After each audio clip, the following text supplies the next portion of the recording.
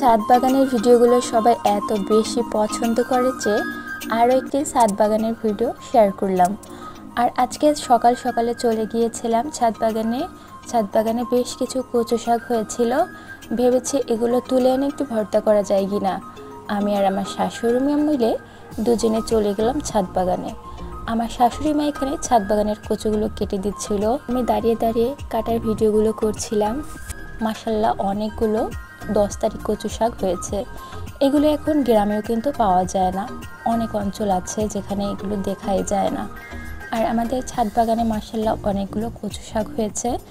আর এই কচু শাকগুলো খেতে এত বেশি ভালো লাগে, আমরা তো প্রায় কিছুদিন পর পরই তুলে খাই, সপ্তাহে অন্তত একদিন হলে তুলে খাওয়া হয়।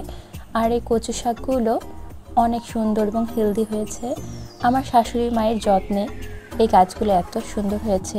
আর এখান থেকে শাশুড়ি মা আবার কিছুটা পুঁই শাক তুলে নিচ্ছিল। পুঁই শাকগুলো মাশাআল্লাহ অনেক সুন্দর এবং বড় বড় পাতা হয়েছে।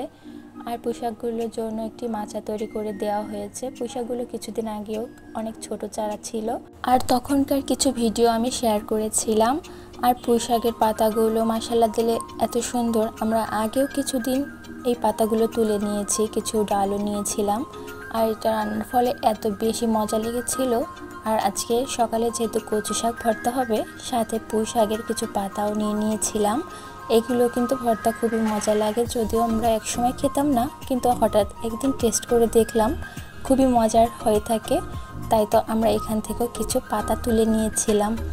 আর ছাদ বাগানের যে কোনো শাকসবজি খেতে কিন্তু অনেক বেশি ভালো লাগে। কিছুদিন আগেও অনেকগুলো ডাঁটা শাক ছিল, পাট শাক ছিল। পাট শাক কিন্তু এখনও আছে, বেশ কিছু বড় বড় গাছ আছে।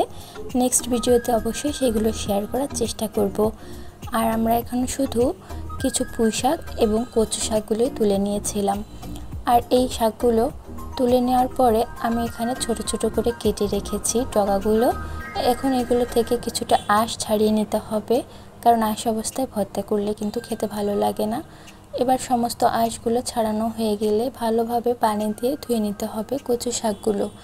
আর আমি এখানে বেশ কিছু মশলা বেটে রেখেছিলাম, কিছুটা পেঁয়াজ, একটু রসুন, কাঁচামরিচ, হলুদের গুঁড়ো, লাল মরিচের সামান্য গুঁড়া, এরপরে একটু লবণ এবং সরিষার তেল দিয়ে যদি ভালোভাবে ভর্তা করা হয়, তাহলে কিন্তু আপনি দেখবেন অনায়াসে 1 প্লেট ভাত শুধু এই ভর্তা দিয়ে খেয়ে ফেলতে পারবেন।